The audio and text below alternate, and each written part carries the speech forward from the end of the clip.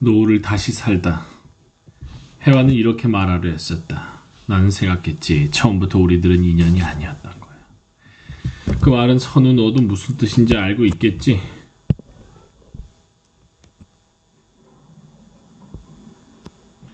둘이 서로를 생각한다는 것은 서로를 아끼고 서로를 그리워한다는 것은 사랑의 조건은 될지 모르지. 양가의 부모님들이 적극적으로 밀어준다면 결혼의 조건이 될 수도 있겠지. 하지만 그 중에 어느 하나라도 빠졌을 경우 그건 그저 불행한 추억으로 남을 뿐이야. 난 괜찮아. 우리 어른스럽게 헤어지자. 그것도 아니면 해와는 말하려고 했었다. 누나의 말에 가슴이 아팠던 것도 사실이었지만 얼마든지 이해할 수 있어. 이혼을 결심할 때 그 정도 일도 계산하지 못했던 것도 아니야. 모욕 같은 건 누구나 겪어. 다만 우리들은 그것을 덜 겪으면서 살만한 환경이었고 따라서 그것에 익숙하지 못했기 때문에 호들갑을 떨 뿐이야. 그저 호들갑을 떤 것뿐이야. 걱정하지 말고 가서 잘 살아. 우린 친구로 남을 수도 있잖아. 그게 우리에게 더 어울릴지도 모르고. 하지만 선우를 따라 들어선 레스토랑에 마주 앉았을 때 해와는 온몸이 떨리고 있는 걸 느낄 수 있었다. 만일 피부가 맛을 느낄 수 있다면 아주 떫은 맛이 온 피부를 통하여 배어들고 있는 것 같은 그런 느낌이었다. 하지만 해완이 더 참을 수 없었던 것은 레스토랑에 마주 앉았고 그리하여 어쩔 수 없이 그 떫은 피부의 감각을 느끼면서 선우와 눈이 마주쳤을 때 선우와 자신의 눈에서 감돌았던 그 미소였다.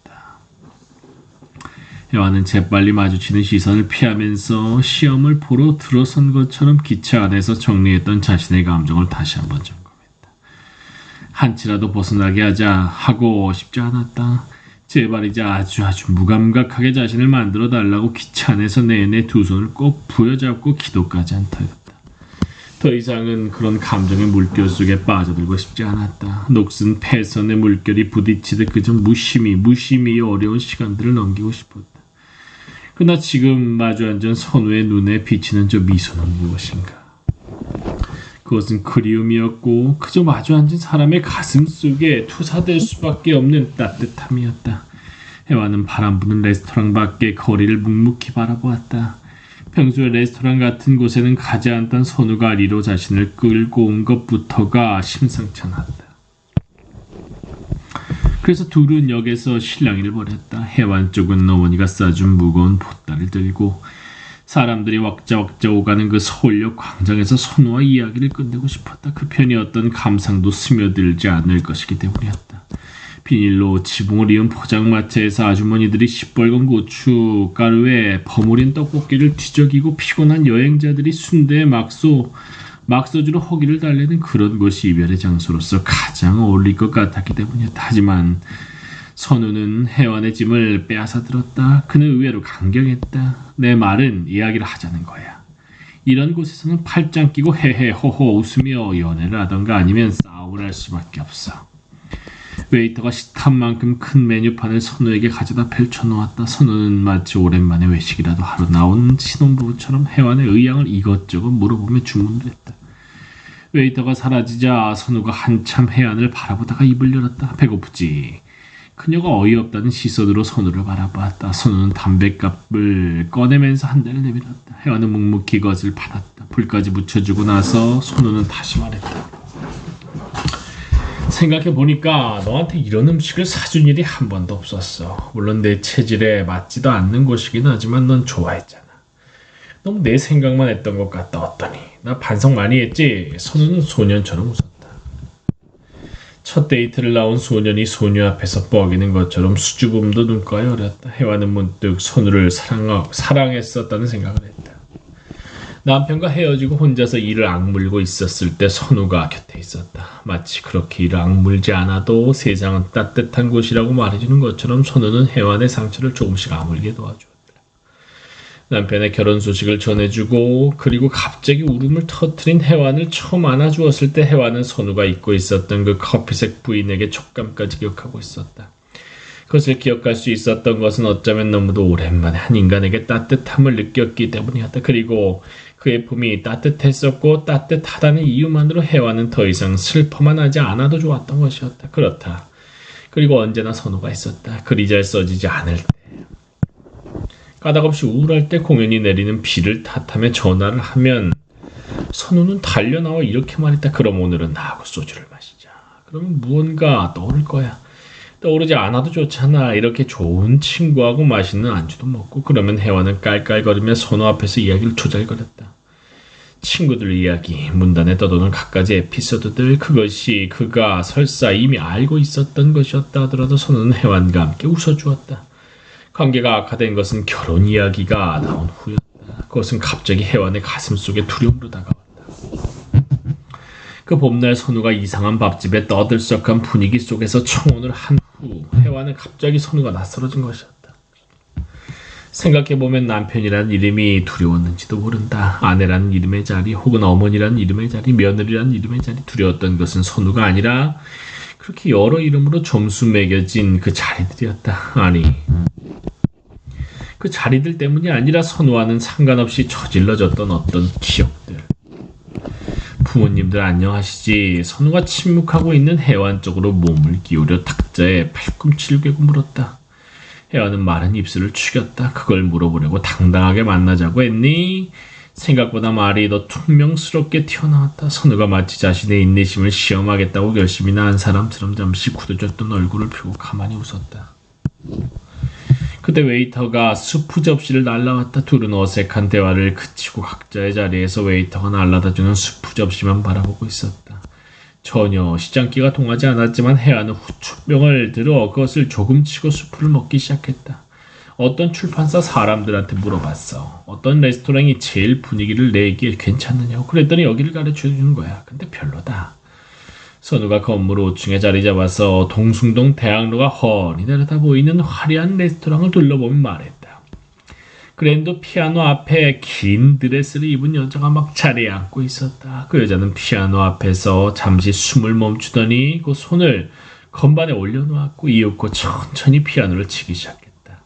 낯익은 선율, 비틀즈의 예스터데이였다. 혜완은 그 선율을 들으며 말없이 수프를 다 비웠다. 그러자 기다렸다는 듯 웨이터가 샐러드를 날라왔고 이윽고 빵과 메인 디시를 날라왔다. 혜완은 천천히 이것들을 씹었다. 맛있게 먹어. 너무 환한 표정으로 먹으면 체해. 선우가 포크를 들며 혜완에게 다시 말했다. 혜완은 막 생선튀김 하나를 입에 넣으려다 말고 선우를 많이 바라보았다. 선우가 무거운 표정으로 포도주 잔을 들었다. 내가 양식 못 먹을까봐 그게 걱정되어서 만나자고 한 거니? 선우는 이번에는 웃지 않고 마치 소처럼 계속해서 음식물을 입에 집어넣었다. 혜완은 포크를 내려놓고 머리를 쓸어내렸다. 웨이터가 다가와서 샐러드 접시를 집어들었다. 갑자기 혜완은 이 자리를 뛰쳐나가고 싶은 충동을 느꼈다. 자꾸만 다가와서 접시를 놓고 가져가고 접시를 놓고 가져가는 이 서양식이 말할 수 없이 짜증스레 느껴졌던 것이다. 한 상을 그득히 차려놓고 이것저것 먹어가며 싫도록 이야기를 해도 좋은 그런 한식 식사가 좋다는 생각이 들었다. 국을 먼저 먹든 김치만 먼저 먹든 누군가 지키고 서 있다가 접시를 가져가는 일 따윈 없는 그런 식사 말이다. 하지만 선우가 그런 식사를 고집했을 때 가장 싫어했던 건 자신이 아니었던가. 선우가 포크를 놓았고 다시 웨이터가 다가와서 접시를 치웠다. 이제 식탁에 포도주병과 잔만이 남았을 때 다시 웨이터가 다가왔다. 혜완은 제발 이제 그만 와달라고 소리라도 지르고 싶은 기분이었다. 하지만 웨이터는 간단한 마른 안주를 작은 대바구니에 담아 식탁 위에 놓고는 저를 꾹뻑했다. 뭐 불편한 점이 있으면 또 불러주십시오. 당신이 자꾸 와서 불편한 점이 없냐고 물어보는 게 불편해요 라고 말을 할 수도 없었다. 웨이터가 쟁반을 들고 멀어져 갔다. 잔뜩 찌푸린 혜완의 얼굴을 바라보다가 선우가 생각에 잠긴 듯 이 두 손을 관자놀이에 가져다 놓고 시선을 떨구었다. 봐. 내 인내심에도 한계가 있어 하는 몸짓이었다. 혜완은 안주 바구니에 담긴 마른 새우 하나를 들었다가 다시 바구니를 내려놓았다. 선우가 천천히 고개를 들었다. 누나에게 이야기를 들었어. 갑자기 무대에서 내려온 배우처럼 선우는 웃음을 거두고 입을 열었다. 딴청을 피우고 있던 혜완은 자기의 등줄기가 쭉 하고 굳어지는 것을 느낄 수 있었다. 영선이 소동을 피우고 경애가 울고 집에 내려가고 하는 동안 잠시 잊었던 지난 일들이 일기장을 펼치듯 새삼 참액질하는 것처럼 기억에 이편으로 머리를 내밀었다. 다시 피부들이 떫은 맛을 전하고 있었다. 너무 떫은 감을 먹으면 그것은 아픔의 맛으로 느껴지듯이 혜원의 몸에서 힘이 쭉 빠져나가면서 떨리기 시작했다. 혜원은 떨리는 것을 멈추려고 온몸에 힘을 잔뜩 주었다. 우리들은 그저 모욕을 당할 기회가 적었기 때문에 호들갑을 떨었을 뿐이라고 선우에게 말하고 싶었지만 익숙해지기 전까지 모욕은 모욕이었다.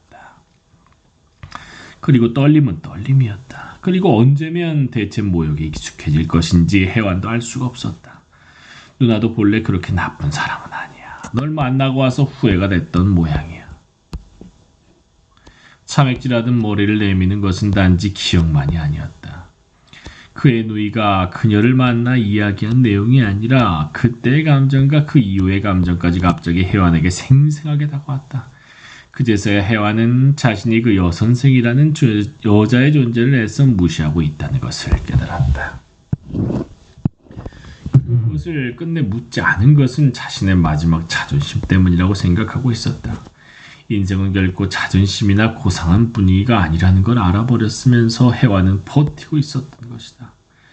정말 부모님에게 인사를 드렸니? 그리고 내게 와서 꿋꿋한 서혜완이가 되라고 이야기한 거니? 그렇게 묻고 싶은 거였다. 선우에게 웨이터에게 짜증이 치민 것은 어쩌면 그 때문이었다. 아마도 여선생이 마음에 들었다면 넌 나와 자지 않았을 거라고 선우 앞에서 겁도 없이 말해버리고 난 후 보란듯이 선우는 그렇지 않다는 것을 보여주지 않았던가. 게다가 그의 누이가 있고 게다가 혜완 자신은 자신을 위해 아버지의 사업도 포기하겠다고 신 앞에서 맹세한 어머니를 두고 선우를 생각하지 않았던가. 무슨 일이 벌어졌는지 나도 짐작이 갔어. 누나는 워낙 좀 그런 데가 있어. 뭐랄까 허영심이 있고. 내가 내 누나 이렇게 말하는 건 어떨지 모르지만 누나는 나조차 경멸하고 있어. 난 날 보고 대책 없는 낭만주의자라고 늘상 말하곤 했지. 그날 밤 출판사에서 네가 그 말 꺼냈을 때부터 뭔가 짚히는 게 있었어. 그리고 그날 밤 너는 나하고 타락하고 있다고 했지. 그래서 알아차렸지. 내 말 알겠니? 난 우리 누나 때문에 네가 마음 상하는 게 싫었어. 혜완은 발정을 긴 채로 선우의 이야기를 듣고 있었다. 그저 아까부터 떨리는 제 몸을 가누느라 혜완의 표정은 딱딱하게 굳어 있었다. 누나가 했던 말 어떤 말인지 우선은 다 잊어버려. 난 내 입으로 내게 말해주고 싶었어. 듣고 싶지 않아. 혜완은 진심이라는 것을 표현하기 위해 한 단어 힘을 주면서 말했다. 그래도 들어야 돼. 아니, 혜완의 어조는 강렬했다. 그녀는 말을 뱉어놓고 갑자기 어쩔 줄을 모르겠다는 듯 대반군 속에 마른 새우를 꺼내 어적어적 씹었다. 듣고 싶지 않아. 충분했어. 너희 누나로도 충분해. 너까지도 그 말을 한다면 난 정말 너한테 화를 내고 말 거야. 소리를 지르고 그럴지도 몰라. 내 말을 다 듣고 난 다음이라면 그렇게 하든지 말든지 해. 선우의 목소리는 낮았지만 강했다. 두 사람의 눈이 팽팽하게 마주쳤다. 포도주 잔을 던진데도 좋아. 선우가 덧붙였다. 농담이었지만 둘 다 웃지 않았다. 한참 시선을 내리깔고 있던 혜완이 피식 웃었다. 그리고는 초롱기가 섞인 얼굴로 선우를 바라보았다. 그 여선생이랑 네가 결혼을 하든 말든 나랑 상관없어. 내가 왜 그런 이야기를 네 입으로 시시콜콜 듣고 있어야 하니. 분명히 너에게 말했을 텐데. 선우가 무표정하게 혜완의 말을 듣고 있었다. 네가 그 여자를 집에 데리고 가서 인사를 시키든 말든 매형이란 사람에게 만일 여선생이랑 결혼하면 서혜안이가 질질 짜고 다닐까봐 그게 걱정이라고 했든 말든 아무 상관없어. 이건 정말로 진심이야. 정말이야. 진심이라고 말을 하는데 입술이 자꾸 뒤틀렸다. 그래서 혜완은 포도주 잔을 들어 그것을 오래도록 마셨다. 그래 알아. 그건 네 진심이라는 거. 선우가 다시 말했다. 혜완의 입술을 물었다. 하지만 분명히 말해서 여선생하고 일이 공교롭게 되느라 고향집에서 마주친 일은 있지만 매형한테 그런 이야기를 하진 않았어. 너도 그건 알고 있잖아. 난 적어도 그런 사람은 아니야. 더구나 네 성격을 내가 모르니 얼마 전에 경환이한테 갔었어. 집에 말이야. 아이 100일이라고. 마주친 눈길을 피하며 선우가 말을 돌렸다. 혜완은 포도주 잔을 천천히 식탁에 내려놓았다. 그래, 네가 경환이 이야기 꺼내는 거 싫어하는 줄 잘 알지만 들어. 경환이 변했어. 설거지도 하고 앞치마를 두르고 말이야. 그리고 강의가 없는 날은 아이를 일주일에 3번은 자신이 본다는 거야. 애기 엄마는 3번 대학원 강의를 들으러 나가고 혜완은 고개를 들지 않았다. 벌써 애가 100일인가? 그 애가 혹시 죽은 아이를 닮지 않았느냐는 말을 꺼낼 수 없었다. 아마도 선우는 이해하지 못할지도 몰랐다. 경환이가 일주일에 3번 아이를 본다는 건 분명 놀랄 만한 일이었지만 설사 그가 대학 강의를 팽개치고 자신의 새 아내와 역할을 아주 바꾸어 버렸다고 해도 그것이 혜완을 당하게 만들지는 않았을 것이다. 그래서 혜완은 그저 고개만 숙이고 마른 안주가 담긴 대바구니만 바라보고 있었다. 물론 혜완이 너하고 살 땐 그렇지 않았지. 하지만 지금 경환이는 그렇게 하고 있었어. 뒤집어 말하면 경환이 너와 살 때도 그렇게 할 수 있었던 거야. 혜완의 눈빛이 순간 칼날처럼 손을 쏘아보았다. 너 굉장히 비겁하다고 생각 안 하니? 경환이가 그랬던 게 네 탓이라고 말하는 게 아니야. 경환이 너랑 이혼한 후 자신을 반성했던 거야. 네가 경환이 탓이라고 모든 걸 미루는 동안 경환인 지방에 내려가서 혼자 살면서 반성했던 거야. 그래, 경환인 반성할 만하니까 반성을 했어. 그렇다고 나한테 그런 말을 하지 마. 내가 뭘 반성해야 됐지? 그래, 그런 사소한 잘못들은 있었어. 하지만 어떻게 반성을 해야지? 그래, 아이를 파출백에 맡기고 직장에 나가서는 안 돼. 다시는 그런 나쁜 짓은 하지 말아야지. 할까? 아이의 손을 놓다니. 난 아이의 손을. 혜완은 거기서 말을 멈췄다. 선우의 말을 마구 비틀어서 대꾸하고 싶었지만 목이 메어서 더 말을 할 수가 없었다. 어떻게 아이가 죽던 날의 일을 감히 비꼬는 데 사용할 수 있을까?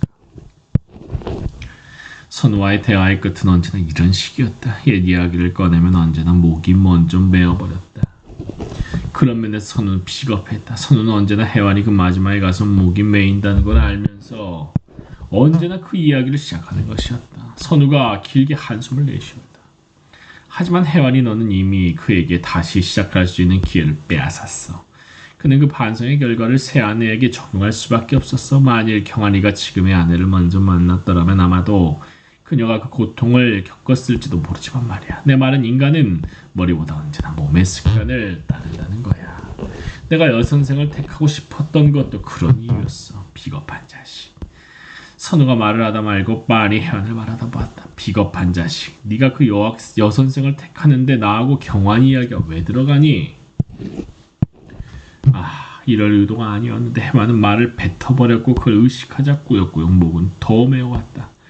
혜완은 감정을 사귀느라 잠시 눈을 감고 입술만 다문 채 앉아있었다. 그럴 의도는 아니었는데 그래, 우리 이야기를 하자. 우리 둘의 이야기. 잠시 침묵이 흘렀다. 선우는 담배를 물며 혜완을 바라보았다. 예의 연민이 어린 눈길이었다. 연민이 어린 눈길이었다. 혜완은 마른 침을 꿀꺽하고 삼켰다.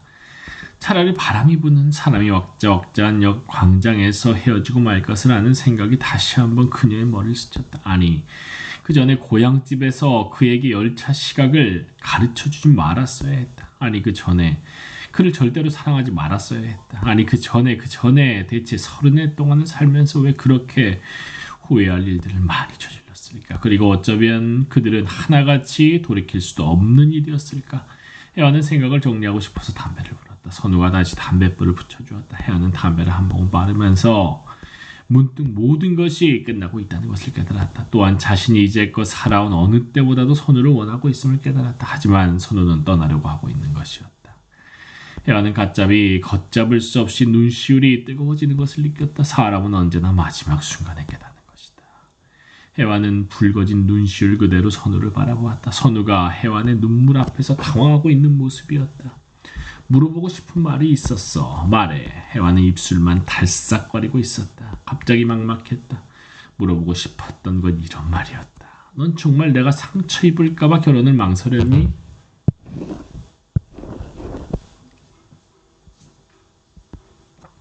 그게 얼마나 날 모욕하는 말인 줄 알고 있었니? 내가 그렇게 불쌍해 보이디? 그런 말이었던가? 널 사랑했느냐고 묻고 싶었니? 선우가 들고 있던 담배를 입에 불며 물었다. 혜완은 갑자기 웃음이 나오는 것을 느꼈다. 사랑이라니. 말 같은 건 소용이 없었다. 경애를 택해버렸던 빗속에 서있던 학교 방송국의 그 선배도 이혼을 하고 난 다음 혜완의 전 남편도 그리고 이미 자살을 기도한 후 영선의 남편도 주정을 부리던 영선의 아버지도 모두 그런 말을 사용하지 않았던가. 사랑한다. 그것도 언제나 가장 나쁜 순간에 말이다. 사랑하느냐는 질문은 그러므로 무의미했다. 오히려 그들은 이렇게 질문을 받았어야 했다. 저를 사랑하는 방법을 알고 계세요? 나는 잡았니? 망설이느라 입술을 달싹거리다가 혜화는 눈물이 고인 채로 웃으며 물었다. 선우가 입술을 한 번 물었다가 다시 혜화를 바라보았다. 그게 궁금했니? 혜화는 웃음을 머금은 채로 고독을 끓여했다. 반항하고 조소하고 그런 일들이 갑자기 무의미하게 느껴졌다. 그러나 갑자기 창밖에서 불어대고 있는 바람소리가 혜완의 귓가에 들리기 시작했다. 어머니가 싸준 무거운 보따리를 들고 저 바람 속을 걸어 집으로 돌아갈 일이 막막했다. 길은 멀 것만 같았다. 부디 너를 귀하게 여기고 섣부른 생각이라 하지 말아라. 어머니의 목소리가 떨리는 목소리가 들려오는 듯했다. 버스에 탄 혜완을 올려다보면서 이미 10년도 더 입어서 혜완의 눈에는 어머니 몸의 일부처럼 느껴진 그 스웨터를 입고서 어머니는 말했다. 혜완은 담배를 제자리에 툭툭 떨었다. 아니야, 그건 어차피 알게 되겠지. 대답 안 해도 좋아. 넌 잘 살 수 있을 거야. 내가 무슨 선물을 해줘야 좋을까? 또 결혼 생활에 문제가 생기면 여기 문제투성이었던 친구가 있잖아. 내가 조언을 해줄 수도 있고. 혜완은 말을 잇다 말고 고개를 숙였다. 아이, 남편, 그리고 새로 만난 소중한 친구는 끝내 연인이 되지 못했고 그리고 이제 혼자 남는다. 혜완은 무릎 위에 있던 냅킨을 그제서야 집어들어 그것을 차곡차곡 접었다. 선우가 뚫어져라 혜완을 바라보고 있었다. 네 조언 같은 건 필요 없어. 선우가 말을 잘랐다. 연극을 하듯 혜완은 입술을 물었다. 그래, 이제 말할 수 있을 것 같다. 너에게 해주고 싶은 말은 내 결혼 이야기가 아니었어. 넌 언젠가 나에게 물었지. 내가 정말로 너에게 원하는 게 뭐냐고 말이야. 그래, 이런 이야기를 해주고 싶었던 거야. 내가 정말로 너에게 원했던 건 네가 꿋꿋하게 홀로 서는 것이었어. 열등감, 피꼬임, 상처 그런 것들이 너를 망치고 있는 걸 보고 싶지가 않았어. 넌 가장 강한 여자인 것처럼 행동했지만 넌 언제나 어린아이 같았어. 어떤 땐 마치 네가 너의 상처를 내게 들이대면서 목을 조르는 것만 같았어. 자, 문선우 봐라.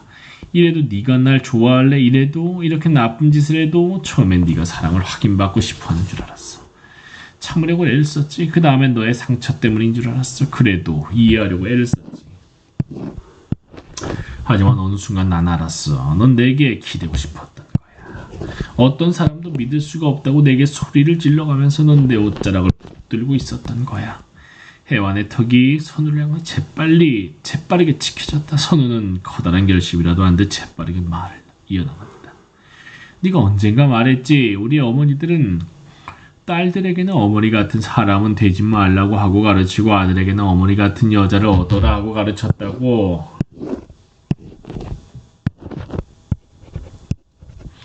우리 세대는 그런 딸과 그런 아들이 만나 끝없이 갈등하는 세대라고. 그래, 그 말은 공감해. 나 역시 남자야. 이 말은 나 역시 20년 동안 그리고 그 이후에도 사회에 뿌리 박힌 통념을 혼자서만 거부하지 못했던 한 인간이란 뜻이야. 그럼 나는 어떤 때는 네가 좀 더 고분고분하고 네가 조금만 더 멍청한 척 해주고 네가 조금만 더 체념적이었으면 하고 바래. 그것조차 부인하진 않겠어. 적어도 20년 동안은 그렇게 하는 것이 여자의 본래 모습이라고 배워왔으니까. 하지만 그게 다는 아니야. 너는 말했지. 내가 너를 사랑하는 것은 잃어버린 시절에 대한 보상심리라고. 한때 희망을 가졌던 세대라고 했던가.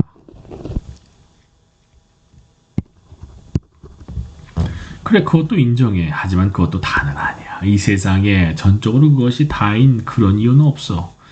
넌 여자들의 아픈 삶에 대해 나에게 누누이 역설했고 우리들의 몸에 밴 봉건성에 대해 성토했지만 넌 한 가지는 간과했어.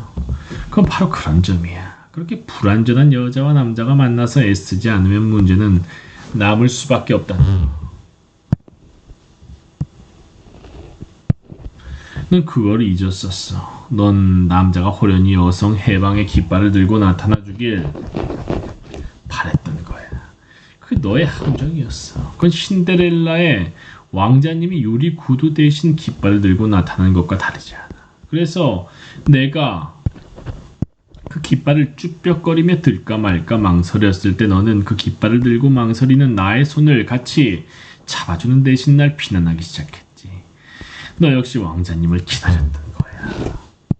네가 경멸에 맞지 않던 그 신데렐라와 조금도 다르지 않은 거지. 선우의 말은 거침없이 쏟아졌다.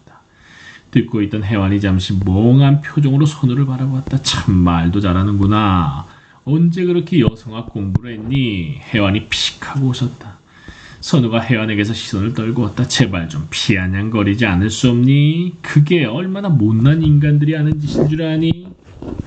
선우는 화가 난다는데 탁자 아래에서 두 주먹을 불끈 쥐며 말했다. 말이 끊겼다.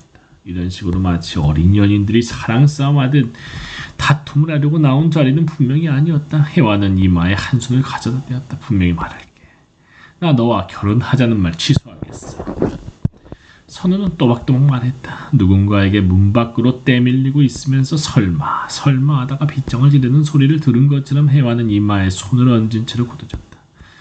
나도 그저 봉건적인 여자 만나서 살림이나 하게 하면서 살고 싶은 마음도 있어. 그 여선생을 집안에까지 인사시켰던 건 네가 이혼녀라서가 아니라 그래서 집안하고 싸워야 될 일이 번거롭고 두려웠기 때문이 분명히 아니라 네가 네 입장을 분명히 하지 않는 한 우리는 결국 얼치기 결혼 생활을 할지도 모른다는 두려움이 들었던 거야.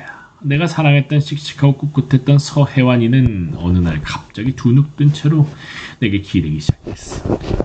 그리고는 핑계를 댔지. 사회가 남자들이 혹은 내가 너를 그렇게 만든다고 말이야. 아니 우리 어머니들은 그보다 강했어. 여자로 태어난 이상 그것과 당당히 맞서야 했어. 우선 혼자서라도. 다시 말하지만 내가 너에게 정말로 원하는 것은 그거야.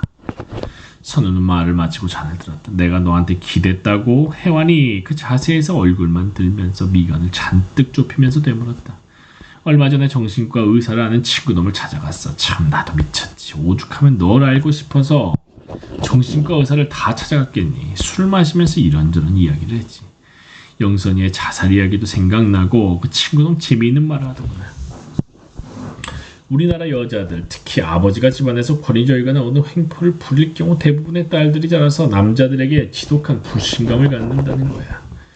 바람둥이 아버지를 둔 경우는 그 남편을 그렇게 의심하는 경우도 많고 말이야. 어쨌든 그놈 이야기가 한 중년의 남자가 자신을 찾아온 이야기를 예로 들었지. 그는 어린 시절 전쟁을 겪고 지질이 가난한 집안에서 자라난 그런 전형적인 우리 아버지 세대였어. 그는 그때 철러분에 살았는데 저녁이 되면 집에 들어가지 않았던 거지. 들어가 봤자 밥도 없고 아버지나 어머니를 패고 누나는 양공주가 되고 그런 집안이었던 모양이야. 어린 마음에도 우울해서 철로변에 앉아있으면 노을이 졌대. 저녁이면 철로변에서 노을을 바라보던 그 소녀는 자라서 자수성가한 사람이 되었지. 압구정동에 넓은 아파트도 사고 사업도 번창하고 자식들도 공부를 잘하고 마누라도 착하고 하지만 그에게는 한 가지 병이 생긴 거야. 출장을 다녀오거나 회사 직원들 데리고 야외를 갔다 오다가도 철로변에 있는 노을만 보면 그저 며칠씩 우울증에 빠지곤 했던 거야. 회사도 안 나가고 밥도 먹지 않고 그를 어떻게 치료하겠니? 정신과 의사인 친구놈이 말했어. 방법은 하나지. 그는 그 철로변의 노을 속으로 다시 들어가서 그 속에서 즐거운 추억을 다시 만들어야 해. 맑은 날로 도망치는 것도 철로변을 떠나는 것도 도움이 안 돼. 그를 치료할 수 있는 유일한 길은 그 노을 속으로 들어가서 노을을 다시 사는 거야. 너에게 있어서 노을은. 선우는 말을 마치면서 해안을 바라보았다. 이제 알겠니? 하는 표정이었다. 그런데 말이야, 선우야. 그가 그 노을을 다시 살려고 그 노을 속으로 돌아가 보니 거기엔 그와 같은 소년이 앉아있는 거야. 그 소년을 달래주려고 이야기를 해보니 그 소년의 집에는 아직도 어머니를 패는 여자가 아버지가 있고 그 소년의 집 쌀떡은 비어있고 그 소년의 누나는 양공주야. 그래서 그 소년은 날마다 노을을 바라보고 앉아만 있어. 그렇다면 그럴 때 그는 혼자서만 그 노을을 다시 살 수 있을까? 네가 아까 말한 대로 서해안이가 네가 바라는 대로 혼자서 꿋꿋이 그 노을 속으로 들어간다면 오히려 병이 더 깊어질 수밖에 없지 않을까? 혜완은 천천히 물었고 선우는 대답하지 않았다. 둘은 찬바람이 이는 보도로 내려섰다. 막상 마주치고 보니 찬바람도 견딜만 했다. 언제나 생각이 훨씬 더 두려운 법이다. 마주치면 오히려 담담한 경우가 많았으니까 혜완은 어머니가 싸준 무거운 짐들을 양손에 쥐고 옷이 들어있는 무거운 가방을 어깨에 걸머졌다. 내가 좀 들어줄까? 선우가 물었다. 혜화는 고개를 저었다. 선우는 바바리 주머니에 손을 찌르고 걸었다. 갑자기 추워진 날씨 탓인지 사람들이 종종 걸음을 치고 있었다. 둘이 해화동 로터리까지 걸었다. 둥근 분수대의 분수 물줄기는 이미 그친 지 오래고 시든 칸나에 대국만 어둠 속에 묻혀 있었다. 이미 가을도 깊은 것이다. 혜안과 선우는 보도가에 서서 택시를 기다렸다. 벌써 12시가 가까워지고 있었고 사람들은 도로변까지 나가 택시를 불렀다. 내가 너의 짐을 좀 나누어 들고 그리고 좀 걷고 싶어. 선우가 혜완의 옆모습을 바라보며 말했다. 혜완은 또 고개를 저었다. 가로등 아래로 잎이 져버린 나무들의 가지가 앙상했다. 혜완아. 택시를 잡을 생각도 없이 잠시 서 있다가 선우가 혜완을 불렀다. 혜완이 찬바람 때문에 얼굴을 찌푸리고 고개를 들었다. 가로등빛 때문이었을까. 창백하다 못해 참담하게 애쓱한 혜완의 얼굴을 선우가 묵묵히 바라보았다. 나 실은 선우는 주머니를 뒤져 담배를 찾아냈고 라이터를 켰다. 하지만 바람 때문에 라이터는 잘 켜지지 않았다. 몇 번 실패를 거듭하다가 선우는 바바리를 뒤집어 쓰고 불을 붙였다. 바라보는 혜완의 머리칼이 바람에 와 날렸다. 선우는 담배를 한 모금 빨고 흰연기를 내뿜었다. 바람 때문에 흰연기가 이리저리 흩어지고 있었다. 사실은 그 여선생한테 결혼 못하겠다고 했어. 너를 만나서 그 이야기를 하려고 했었는데. 선우는 말을 하면서 혜완의 시선을 피했다. 믿을 수 없다는 듯 몇 번 눈을 깜빡이던 혜완의 시선이 천천히 낙엽이 뒹구는 보도로 떨어졌다. 이미 가을도 깊었고 저 멀리서 겨울을 몰고 오는 바람만 두 사람 사이를 황량하게 스쳐가고 있었다. 어느 날 그 여학생이랑 여선생이랑 누나네 집에서 만나기도 했지. 내가 가니까 여선생이 먼저 수제비를 만들고 있었어. 잘못 간을 맞추는 바람에 간이 좀 짰지. 내 성격 알지? 좀 짜군요. 내가 이렇게 말했어. 그래서 그녀가 몹시 당황한 얼굴을 했어. 너가 말했지. 요즘 요리 학원에도 다니고 있어. 곧 좋아질 거야. 그런데 빌어먹게도 하필이면 그때 네 생각이 날 거야. 너 같으면 이렇게 말했겠지. 난 글을 쓰는 것도 바빠. 간이 짜면 물을 좀 더 부어 먹어. 싱거우면 간장을 치고. 넌 나보다 요리를 더 못하잖아. 만들어준 것만도 고맙다고 해야 옳을 것이지. 고맙다는 소리는 쏙 빼고 불평부터 하니. 넌 어머니나 누나가 요리를 해줘도 고맙다는 생각 안 하는 것 같더라. 안 그래? 그건 분명 고마운 거야. 이렇게 말이야. 말도 안 되는 고집을 세워가면서 듣고 있다가 혜완이 힘없이 웃었다. 난 그 여선생에게 상처를 줄까봐 겁이 났던 거야. 그 여자는 언제든 교직을 그만둘 자세가 되어 있었고 그 여자는 내가 원하기만 하면 시골에 가서 어머니 아버지 모시고 살기라도 할 것 같았어. 그런데 왜 네 생각이 나니? 빌어먹을 그 정신과 의사놈이 이야기한 대로 너의 노을이 나한테까지 전염되어 있었던 걸 느꼈단 말이야. 난 그녀와 결혼하면 그녀가 자신의 지식을 버리고 내 뒷바라지만 하는 걸 아무렇지도 않게 여기게 될 것만 같았어. 그녀가 내게 자기도 인간이고 하나의 지식인이고 독립된 사회인이라고 우기지 않으면 나도 경환이가 너에게 했듯이 그녀가 조금만 집안 살림을 소홀히 해도 화가 날 것만 같았어. 그녀의 그런 마음은 분명히 내게는 유리한 것이었지만 이상하게 마음이 편하지 않았어. 그걸 가지고 그런 판단을 내린다는 건 너무 무모해 선우야. 선우는 천천히 물었다. 혜완은 고개를 돌려버렸다. 이상했어. 왜 네가 화를 안 내는지 말이야. 누나가 널 만나서 말도 안 되는 이야기를 하면서 널 얼마나 모욕했을지 짐작이 가는데 넌 전혀 화를 내지 않았어. 내가 아는 넌 결코 그렇게 인내심이 강한 여자는 아니야. 참을성도 전혀 없어. 그런데 넌 유부녀도 아니었고 나한테 불륜을 저지른 것도 아니었는데 뭐지? 모든 잘못이 자기에게 있다고 느끼는 여자처럼 고개를 숙이고 예 대답하고 있다가 엉뚱하게 날 여관으로 불러내서 트집을 잡았어. 넌 이 사회가 이혼을 한 널 단죄한다고 말했지만 너 자신에 대해 가장 편견을 가지고 있었던 건 바로 너야. 왜 떳떳하게 누나 앞에서 대들지 못했니? 왜 내게 나쁜 놈이라고 욕하지 않았니? 왜 그런 불완전한 네 자신과 이렇게 불완전한 내가 함께 조금씩 극복해가면서 우리의 아이들에게는 다른 말을 해줄 수도 있다는 생각을 하지 않는 거니? 그리고 왜 날 사랑하고 있다는 걸 그렇게 부끄럽게 생각하는 거니? 그렇게 몰아세우지 마라. 혜완이 선우의 말을 자르면서 대꾸했다. 그렇게 몰아세우지 마라. 이유를 말해줄까? 그건 내가 세상의 일부이기 때문이야. 내가 세상이기 때문이고 세상이 이미 내게 와 있기 때문이야. 영선이를 보면서 그 애가 얼마나 힘들어하는 줄 보고 있으면서 이혼하지 말라고 설득하고 싶은 게 나야. 혼자서 싸운다는 것은 너무나 피곤하니까. 너무 피곤했고 그 이유는 단지 그것뿐이었어. 혜화는 그 자리에 주저앉고 싶었다. 그래서 지나가는 택시를 불렀고 그 1차선에 잠시 멈춘 차를 차도로 쫓아나가 잡아탔다. 선우의 망연한 모습이 멀어졌을 때 혜화는 두 손으로 얼굴을 가렸다. 선우의 말은 옳았다. 그걸 몰랐던 것이 아니야.